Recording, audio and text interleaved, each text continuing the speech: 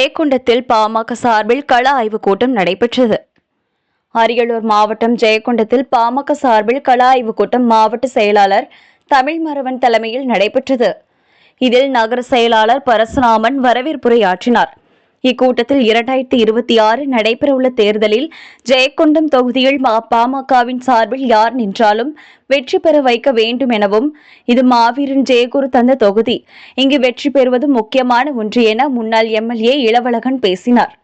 மேலும் சேலம் வன்னியர் சங்க மாவட்ட செயலாளர் ராமகிருஷ்ணன், அசோகன், RK ராஜேந்திரன், மாநில மாணவரணி செயலாளர் கொடுக்கூர் ஆளவந்தார் மாதவன் ஆகியோர் எவ்வாறு பொறுப்பாளர்கள் செயல்பட வேண்டும் என பேசினார்.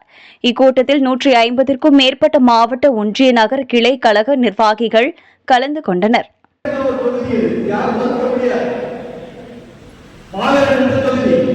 மாவட்ட